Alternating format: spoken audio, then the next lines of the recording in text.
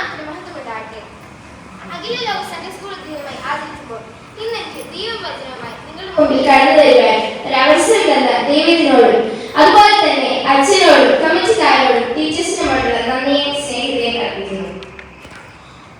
ഇന്ന് ഞങ്ങൾ എന്റെ മാതൃകയിൽ തന്നെ കടന്നു വരുവാനും എന്റെ അപ്പ പഠിച്ച അതേ സൺഡേ സ്കൂളിൽ പഠിക്കുവാനും ആ അവസരം വെച്ചത് എന്റെ ഭാഗ്യമായിട്ടാണ് ഞാൻ കരുതുന്നത്. ഇന്ന് അഖില ലോക സൺഡേ സ്കൂൾ ദിനമായി ആചരിക്കുമ്പോൾ നമുക്ക് ഒരുമിച്ച് ചിന്തിക്കാനുള്ള ചിന്താ വിഷയം എന്ന് പറയുന്നത് സഭയിലെ കുട്ടികൾ എന്നതാണ്. കുടുംബത്തിന്റെ അനുഗ്രഹമാണ് കുട്ടികൾ. ഭാര്യ ഭർത്താവ് മാത്രം അടങ്ങുന്നതല്ല കുട്ടികൾ. കുടുംബം എന്ന് പറയുന്നത് കുട്ടികൾ കൂടി അടങ്ങുമ്പോഴാണ് അത് പൂർണ്ണമായി ഒരു കുടുംബമാകുന്നത്. എന്നാൽ ഇപ്പോൾ നമ്മുടെ സമൂഹത്തിൽ കുട്ടികളില്ലാതെ പ്രയാസം അനുഭവിക്കുന്ന ഒരുപാട് ആളുകൾ നമ്മുടെ സമൂഹത്തിലുണ്ട്. സങ്കീർത്തനം 127:3 പറയുന്നു, മക്കൾ യഹോവ തരുന്ന അവകാശവും ഉദരഫലവും അവർ തരുന്ന പ്രതിഫലവും തന്നെ. അവർ അനുഗ്രഹമാണെന്ന് ഇതിനകത്ത് വ്യക്തമായി പറയുന്നുണ്ട്. സങ്കീർത്തനം 128:3 കാണിക്കുന്നു, നിന്റെ മക്കൾ നിന്റെ മേശയ്ക്ക് ചുറ്റും ഒരു തൈല പോലെയും ഇരിക്കും. ഈ അനുഗ്രഹത്തെ ദൈവമായ കർത്താവ് നമ്മുടെ കുടുംബങ്ങളിൽ തന്നിരിക്കുന്നത് കൊണ്ട് അവരുടെ വളർച്ചയിലും ഉയർച്ചയിലും സഭയ്ക്കും കുടുംബത്തിനും സൺഡേ സ്കൂളിലും വലിയ പങ്കുണ്ട്. കുട്ടികൾ അനുഗ്രഹമാണെന്ന് പറയുമ്പോൾ തന്നെ ഇപ്പോഴും അടിച്ചമർത്തപ്പെട്ടവരും അവഗണിക്കപ്പെട്ടവരും ദുരുപയോഗപ്പെട്ടവരായ കുട്ടികൾ നമ്മുടെ സമൂഹത്തിൽ ധാരാളമുണ്ട്. അവർക്ക് അതിനെതിരെ ശബ്ദമുയർത്താൻ നമ്മുടെ സഭയ്ക്ക് കഴിയണം. നിർമ്മിത ബുദ്ധിയുടെ വളർച്ചയും ഒക്കെ കുട്ടികളെ ദൈവത്തിൽ നിന്ന് അകറ്റുവാനുള്ള സാഹചര്യം ഒരുക്കുമ്പോൾ ബോധപൂർവം അവരെ അതിൽ നിന്ന് രക്ഷിക്കുവാൻ ദൈവാശ്രയങ്ങൾ ഒരു കുടുംബത്തിന് സാധിക്കണം. കുട്ടികൾ ആയിരിക്കുന്ന പോലെ അംഗീകരിക്കുക എന്നത് വളരെ പ്രാധാന്യമാണ്. യേശു കർത്താവ് പഠിപ്പിച്ചത് അത് തന്നെയാണ്. ശിശുക്കളെ എന്റെ അടുക്കൽ വരുവാൻ വേണ്ടി അവരെ തടുക്കരുത് എന്ന് യേശു കർത്താവ് കൽപ്പിച്ചു. ഒരു യഹൂദ ഗുരുവിന്റെ അരികിൽ ശിശുക്കൾ സ്വീകരിയതല്ല. അതുകൊണ്ടാണ് ശിഷ്യന്മാർ അവരെ തടഞ്ഞത്. എന്നാൽ യേശു കർത്താവ് അവരെ മടിയിലിരുത്തി ആലിംഗനം ചെയ്ത് ലോകത്തോട് പറഞ്ഞു, ശിശുക്കൾ ദൈവത്തിന് ഏറ്റവും പ്രിയപ്പെട്ടവരാണെന്ന്. യേശുവിന്റെ അരികിൽ കുഞ്ഞുങ്ങളെ എത്തിക്കുക എന്നതാണ് സഭയുടെ കുടുംബത്തിന്റെ സൺഡേ സ്കൂളിന്റെ ദൗത്യം. ഇന്നത്തെ കാലത്ത് നാം നോക്കുകയാണെങ്കിൽ ആ ദൗത്യത്തിന് വെല്ലുവിളിക്കാൻ വേണ്ടി ഒരുപാട് പ്രതിസന്ധികളുണ്ട്. അതെല്ലാം മറന്നെടുക്കാൻ വേണ്ടിയിട്ട് ദൈവത്തിലെ യേശു കർത്താവിന്റെ കുഞ്ഞുങ്ങൾ എന്നത് വലിയ ചിന്ത തന്നെയാണ്. യേശുവിന്റെ അരികിൽ കുഞ്ഞുങ്ങളെ എത്തിക്കാൻ ക്രിസ്ത്യൻ വിദ്യാഭ്യാസത്തിന് വലിയ പങ്കുണ്ട്. നടപ്പിലെ വെടിപ്പാണ് ക്രിസ്ത്യൻ വിദ്യാഭ്യാസം. മൂല്യബോധമുള്ള ഒരു തലമുറയെ വാർത്തെടുക്കുക എന്നത് ഇതിന്റെ ആവശ്യമാണ്. ശാസ്ത്ര സാങ്കേതിക വിദ്യയുടെ ഉച്ചകോടിയിൽ നിൽക്കുന്ന ഇന്നത്തെ തലമുറയെ കുറിച്ച് പണ്ഡിതന്മാർ പറയുന്നത്, അവർക്ക് തലയുണ്ടെങ്കിലും മുറയില്ല, അറിവുണ്ടെങ്കിലും തിരിച്ചറിവില്ല, വിവരമുണ്ടെങ്കിലും വിവരവുമില്ല എന്നാണ്. ഇന്നത്തെ തലമുറയുടെ പ്രശ്നം അവർ ആഗ്രഹിക്കുന്നത് ലഭിക്കാത്തതല്ല, എന്താണ് ആഗ്രഹിക്കുന്നത് എന്ന് അവർക്ക് അറിയത്തില്ല. നമ്മളൊരു കേസ് സ്റ്റഡി നോക്കുകയാണെങ്കിൽ ആധുനിക തലമുറയിലെ എന്നൊരു കുട്ടി പറയുന്നത്, ഞങ്ങളുടെ തലമുറയെ സംബന്ധിച്ചിടത്തോളം ജീവിതം എന്നത് ക്വാളിറ്റേറ്റീവ് എന്നതിനുപരി കോമ്പറ്റേറ്റീവ് ആണ് എന്നാണ്. ഇടിച്ചു കയറുക, പിടിച്ചു നിൽക്കുക, ചവിട്ടി പുറത്താക്കുക എന്നതാണ് ഇതിന്റെ മുദ്രാവാക്യം. ഉദാഹരണത്തിന്, നാം ഒരു തിരക്കുള്ള ബസ് കയറാൻ വേണ്ടി നിൽക്കുവാൻ വിചാരിച്ചു. അപ്പൊ നമ്മുടെ ആദ്യത്തെ ലക്ഷ്യം എന്ന് പറയുന്നത് എങ്ങനെയും ആ ബസ്സിൽ കയറി പറ്റുക എന്നതാണ്. അതിനുശേഷം എങ്ങനെയും അവിടെ പിടിച്ചു നിൽക്കുക എന്നതാണ് രണ്ടാമത്തെ ലക്ഷ്യം. അതിനുശേഷം പിടിച്ചു നിന്ന് കഴിഞ്ഞാൽ ആരെയും പുറത്താക്കി ഒരു സീറ്റ് പിടിക്കുക എന്നതാണ് മൂന്നാമത്തെ ലക്ഷ്യം. സീറ്റ് പിടിച്ചു കഴിഞ്ഞാൽ നമുക്ക് ആശ്വാസമായിട്ട് അവിടെ നിന്ന് യാത്ര ചെയ്യാം. ഞാൻ എന്റേത് എന്ന ചിന്ത നമ്മുടെ കുടുംബങ്ങളിൽ വരെ വന്നിരിക്കുന്നു. ഇന്നത്തെ കുട്ടികളുടെ അറിവ് മുതിർന്നവരെക്കാൾ കൂടിയ ഒരു കാലഘട്ടമാണിത്. സകലത്തെയും ഗൂഗിളിലെയും എഐയെയും ഡിപ്പെൻഡ് ചെയ്യുന്ന ഒരു ട്രാൻസിഷൻ പീരിയഡാണ്. മുതിർന്നവരുടെ അനുഭവ സമ്പത്തും മാനിക്കപ്പെടാതെ പോകുന്ന ഒരു കാലഘട്ടം തന്നെയാണ്. പ്രലോഭനങ്ങളിലും പരീക്ഷകളിലും കൂടി കടന്നു പോകുന്ന ആധുനിക തലമുറയെ ശരിയായ ദിശാബോധം നൽകി ദൈവത്തിലേക്ക് കൊണ്ടുവരിക എന്നതാണ് കുടുംബത്തിന്റെ സൺഡേ സ്കൂളിന്റെ സഭയുടെ ദൗത്യം. Preparing children for the 21st century. മാതാപിതാക്കളുടെയും സൺഡേ സ്കൂളിന്റെ അധ്യാപകരുടെയും സഭയുടെ പ്രസക്തി ഇവിടെയാണ് വരുന്നത്. ക്രിസ്തുവിന്റെ അടുത്തേക്ക് കുഞ്ഞുങ്ങളെ എത്തിക്കാൻ സഹായിക്കുന്ന അഥവാ ക്രിസ്തീയ ബോധമുള്ള ഒരു തലമുറയെ വാർത്തെടുക്കാൻ സഹായിക്കുന്ന 3 ക്രിസ്ത്യൻ എഡ്യൂക്കേഷൻ ഏജൻസിയെ കുറിച്ച് നമുക്ക് നോക്കാം. ഒന്നാമതായുള്ളത് അവർ ഹോം, നമ്മുടെ ഭവനം തന്നെയാണ്. ആദ്യ വിദ്യാലയമായ നമ്മുടെ വീട്. Where does learning starts from? എവിടെ നിന്നാണ് പഠനം സൺഡേ സ്കൂളിൽ നിന്നോ സെക്യുലർ സ്കൂളിൽ നിന്നോ അല്ല, മറിച്ച് ഒരുവന്റെ പഠനം ആരംഭിക്കുന്നത് ഒരുവന്റെ അമ്മയുടെ ഉദരത്തിൽ നിന്നാണ്. ഒരു കുട്ടിയുടെ സ്വഭാവ രൂപീകരണത്തിൽ മാതാപിതാക്കൾക്ക് വലിയ പങ്ക് വഹിക്കുന്നുണ്ട്. ഒരു കുഞ്ഞിന് ജനശേഷം ആ കുഞ്ഞ് ചുറ്റുപാടുകളിൽ നിന്ന് പഠിക്കുന്നു. അതിനുശേഷം മാതാപിതാക്കളെ അനുകരിക്കാൻ പരിശ്രമിക്കുന്നു. കുഞ്ഞുങ്ങൾക്ക് കേട്ടുപഠിക്കുന്നതിനേക്കാൾ കണ്ടുപഠിക്കാനാണ് താല്പര്യം വരുന്നത്. അതുകൊണ്ട് തന്നെ എല്ലാ പഠനത്തിനും വിഷ്വൽ എയ്ഡ്സിന് കൂടുതൽ പ്രസക്തി കൊടുക്കുന്നുണ്ട്. അതുകൊണ്ട് തന്നെ നല്ലൊരു മാതൃകയാകാൻ ഓരോ മാതാപിതാക്കൾക്കും കഴിയണം. മഹാത്മാഗാന്ധി പറഞ്ഞു, my life is my message, എന്റെ ജീവിതം എന്റെ സന്ദേശമാണ്. അതുകൊണ്ട് അദ്ദേഹം പറഞ്ഞു, ഈ ലോകത്തുള്ള എല്ലാ ക്രിസ്ത്യാനികളും ക്രിസ്തുദേവൻ ജീവിച്ചതുപോലെ ജീവിച്ചിരുന്നെങ്കിൽ ഇവിടെ ശുശ്രൂഷകരുടെ ആവശ്യമില്ലായിരുന്നു എന്ന്. അത് ഓർമ്മിക്കുമ്പോൾ തന്നെ നമുക്ക് ഓർക്കാൻ സാധിക്കും, നമ്മുടെ ജീവിതം അനുകരിക്കത്തക്ക മാതൃകയായി തീരണം. ഭവനത്തിൽ ദൈവ സാന്നിധ്യം അനുഭവപ്പെടണം. ഒരു കുട്ടിയുടെ ബേസിക് അല്ലെങ്കിൽ പ്രാഥമികമായി അറിയിക്കേണ്ട എല്ലാ ദൈവിക സത്യങ്ങളും കുടുംബത്തിൽ നിന്ന് തന്നെ അവരെ പഠിപ്പിക്കണം. ദൈവവചന വായന, പ്രാർത്ഥന, കർത്താവിന്റെ പ്രാർത്ഥന, വിശ്വാസ പ്രമാണം, 10 കൽപ്പന ഇതെല്ലാം കുടുംബത്തിൽ നിന്ന് തന്നെ പഠിപ്പിക്കണം. ഇത് സൺഡേ സ്കൂളിന്റെ ഉത്തരവാദിത്തമാണ് എന്ന് കരുതി മാറ്റിവെച്ചാൽ പിന്നെ അവർ ഭാഗം നഷ്ടപ്പെടും. നാം ജയിച്ച നമ്മുടെ കുടുംബത്തിൽ നിന്നാണ് ആരോഗ്യശുദ്ധി നിർമ്മിക്കുന്നത്. സ്നേഹത്തിന്റെ അധിഷ്ഠിതമായ സൗഹാർദ്ദത്തിന്റെ അനുഭവം കുടുംബത്തിൽ നിന്ന് ഒരു നദി പോലെ ഒഴുക്കണം. ആവർത്തന പുസ്തകം 6-7 വാക്യം നാം നോക്കുകയാണെങ്കിൽ അവിടെ പറയുന്നു, ഇന്ന് ഞാൻ നിന്നോട് കൽപ്പിക്കുന്ന ഈ വചനങ്ങൾ നിന്റെ ഹൃദയത്തിൽ ഇരിക്കണം. നീ അവയെ നിന്റെ മക്കൾക്ക് ഉപദേശിച്ചു കൊടുക്കുകയും നീ വീട്ടിലിരിക്കുമ്പോഴും വഴി നടക്കുമ്പോഴും കിടക്കുമ്പോഴും എഴുന്നേൽക്കുമ്പോഴും അവയെ കുറിച്ച് സംസാരിക്കുകയും വേണം. പിതാവായ ദൈവം മോശയിലൂടെ ഇസ്രായേൽ മക്കൾക്ക് കൽപ്പിച്ച കൽപ്പനയാണിത്. ഇത് ഇന്നത്തെ കാലത്തെ മാതാപിതാക്കൾക്കുള്ള കൽപ്പന തന്നെയാണ്. സദൃശവാക്യങ്ങൾ 22:6 പറയുന്നു, ബാലൻ നടക്കേണ്ടത് വഴി അവരെ അഭ്യസിപ്പിക്കാം, അവൻ വൃദ്ധനായാലും അത് വിട്ടുമാറുകയില്ല. ഒരു ഞായറാഴ്ച നമുക്ക് കാണുവാൻ സാധിക്കുന്ന ഏറ്റവും സുന്ദരമായ കാഴ്ച എന്ന് പറയുന്നത് കുഞ്ഞുങ്ങൾ അവരുടെ മാതാപിതാക്കൾ കൈപിടിച്ച് ദേവാലയത്തിലേക്ക് വരുന്നത് തന്നെയാണ്. ഇന്നത്തെ തലമുറയ്ക്ക് ആരാധനയും സൺഡേ സ്കൂളും സംഘടനകളും കൂട്ടായ്മകളും അന്യം പോകുന്ന കാലഘട്ടമാണ്. അതിനെല്ലാം കാരണം മാതാപിതാക്കൾ തന്നെയാണ്. പണ്ടൊക്കെ കൂട്ടുകുടുംബ വ്യവസ്ഥ ഉണ്ടായിരുന്നു, എന്നാൽ ഇപ്പൊ അതൊക്കെ അണുകുടുംബ വ്യവസ്ഥയായി മാറിയിരിക്കുന്നു. അതുകൊണ്ട് തന്നെ മുത്തശ്ശിമാരുടെ അനുഭവ സമ്പത്തും ദൈവിക ശിക്ഷണവും അവർക്ക് അന്യം പോകുന്നു. കേരളത്തിലെ 30% മനോരോഗികൾ ഉണ്ടാകുന്നത് മാതാപിതാക്കൾ കാരണമാണെന്ന് പഠനത്തിൽ കൂടെ പറയുന്നു. ചൈനയിലെ ഒരു പഴഞ്ചൊല്ല് ഇപ്രകാരമാണ്, ഒരു കുട്ടിയെ നന്നായി വളർത്തുന്നതിലും എളുപ്പം ഒരു വലിയ രാജ്യം ഭരിക്കുന്നതാണ്. ഇന്ന് സൺഡേ സ്കൂളിന്റെയും ആരാധനയുടെയും പ്രാധാന്യം നഷ്ടപ്പെട്ട് സെക്യുലർ എഡ്യൂക്കേഷന് കൂടുതൽ പ്രാധാന്യം കൊടുക്കുന്ന ഒരു കാലഘട്ടമാണ് ഇന്നത്തെ കാലഘട്ടം. ഇന്നത്തെ കാലത്ത് ഒരു വീട് തന്നെ ഒരു ലോഡ്ജ് പോലെയായിരിക്കും. ഒരു ലോഡ്ജ് എന്ന് പറയുമ്പോൾ ഒരു ഭിത്തിയുടെ അപ്പുറം ഇപ്പുറം ആയിട്ട് ആളുകൾ താമസിക്കും. അവർ തമ്മിൽ ബന്ധമോ സമ്പർക്കമോ ഒന്നും ഉണ്ടാവില്ല. അതുപോലെ ആയിരിക്കും ഇന്നത്തെ കാലത്ത് കുടുംബങ്ങളും. തമ്മിൽ മിണ്ടാനോ സംസാരിക്കാനോ മനസ്സിലാക്കുവാനോ സാധിക്കാത്ത കുടുംബങ്ങളാണ് ഇന്നത്തെ കുടുംബങ്ങൾ. വീട് ആദ്യത്തെ വിദ്യാലയമായി മാറട്ടെ. മാതാപിതാക്കൾ ജ്യേഷ്ഠ സഹോദരന്മാരും ആദ്യത്തെ ഗുരുക്കന്മാരെ മാറട്ടെ. Come to Jesus and bring every child to Jesus.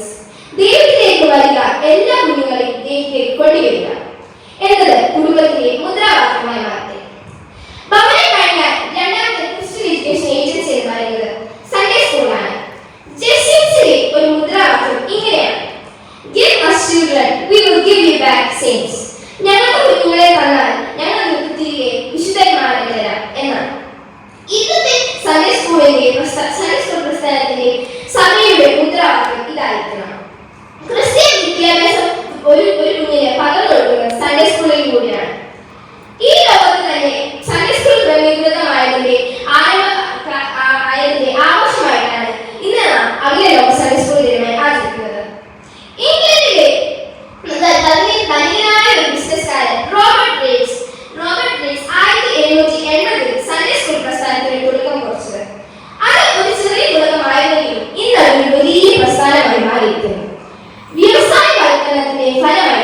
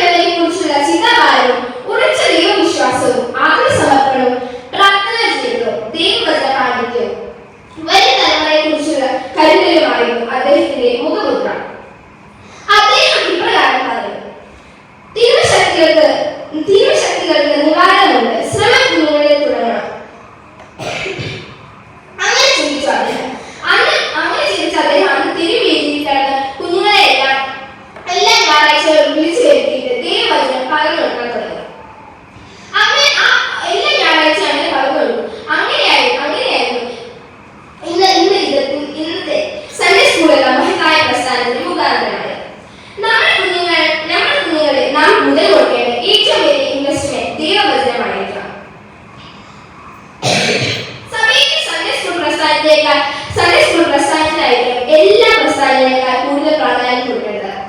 മൂന്നാമതായിട്ട് കൺഫർമേഷൻ ക്ലാസ്സസ്. CSE സഭയെ സംബന്ധിച്ചിടത്തോളം മൂന്നാമത്തെ Christian education agency confirmation classes തന്നെയാണ്. ഭവനത്തിലെ പ്രാഥമിക പഠനത്തിന് ശേഷം സൺഡേ സ്കൂളിലെ സിസ്റ്റമാറ്റിക് പഠനത്തിന് ശേഷം സ്നാന സമയത്ത്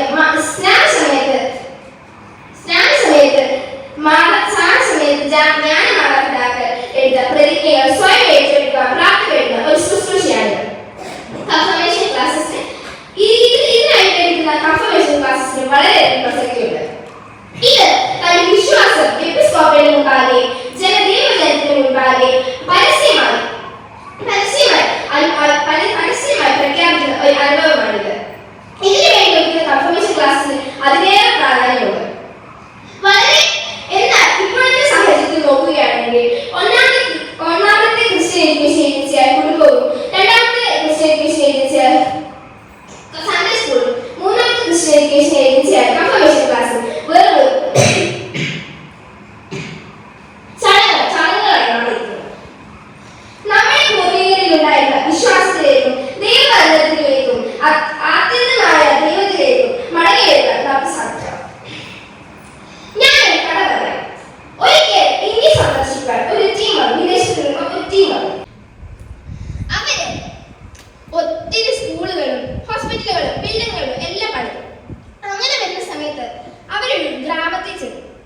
ആ ഗ്രാമത്തില് 2 കാലുകൾക്കും സ്വാധീനമില്ലാത്ത ഒരു കുഞ്ഞു പയ്യനെ കണ്ടു.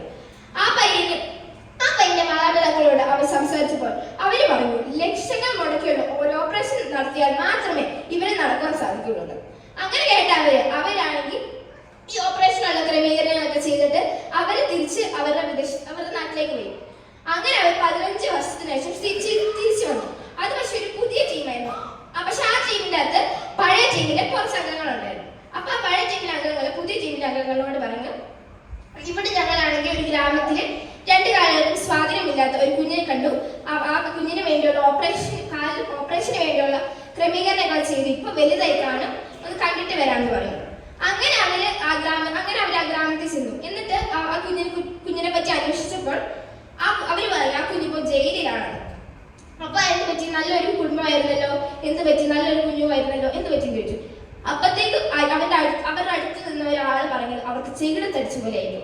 ആ ആള് പറഞ്ഞത്, നിങ്ങൾ അവര് നടക്കുവാൻ കാല് കൊടുത്തു, എന്നാൽ നടക്കേണ്ടത് പാത ഏതാണെന്ന് കാണിച്ചു കൊടുത്തില്ലെന്ന്. ഇന്നത്തെ മാതാപിതാക്കൾ ഒരു പക്ഷേ കൊടുക്കുന്ന മികച്ച വിദ്യാഭ്യാസവും ആ കുട്ടിക്ക് കിട്ടിയ കാലുകൾ പോലെയായിരുന്നു. നടക്കേണ്ടത് പാത തിരിച്ചു നൽകുന്നത് ദൈവവചനത്തിലൂടെ മാത്രമാണ്. അത് നൽകാത്തിടത്തോളം മറ്റുള്ളതെല്ലാം വ്യർത്ഥമായി. ദൈവവചനം എന്ന മായമില്ലാത്ത പാൽ കുടിക്കുവാൻ നാം ദിനംതോറും വാഞ്ചിക്കണം.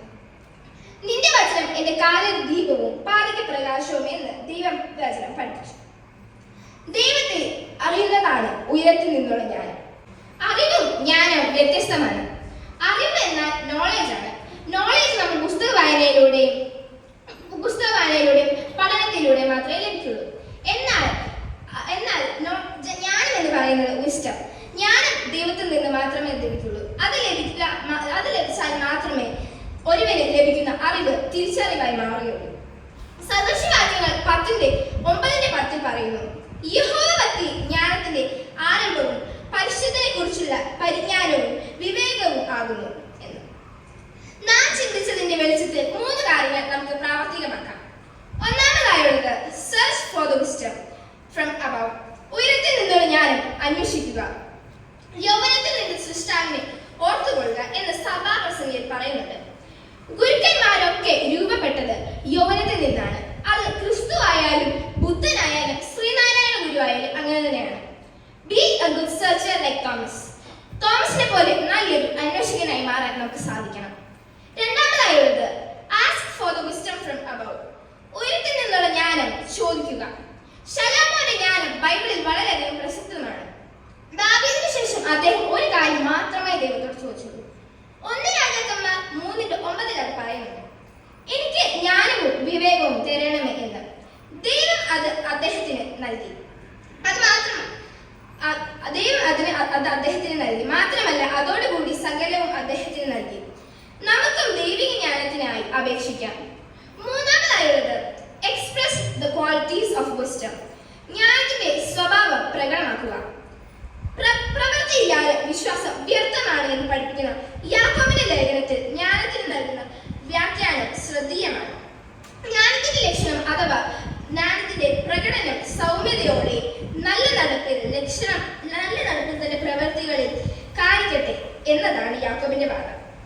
യാക്കോബിന്റെ ലേഖനം 3:17 പറയുന്നു, ഉയരത്തിൽ നിന്നുള്ള ജ്ഞാനത്തിന്റെ 7 പ്രത്യേകത പറയുന്നുണ്ട്. ഉയരത്തിൽ നിന്നുള്ള ജ്ഞാനമോ ഒന്നാമത് നിർമ്മലവും, പിന്നെ സമാധാനവും, ശാന്തതയും, അനുസരണവുമുള്ളതും, കരുണയും സൽഫലവും നിറഞ്ഞതും, പക്ഷപാതവും കപടവും ഇല്ലാത്തതുമാകുന്നു. Do you have these qualities? നമുക്കും ഈ ഗുണങ്ങളൊക്കെ ഉണ്ടോ? Let us receive and reflect this in our life.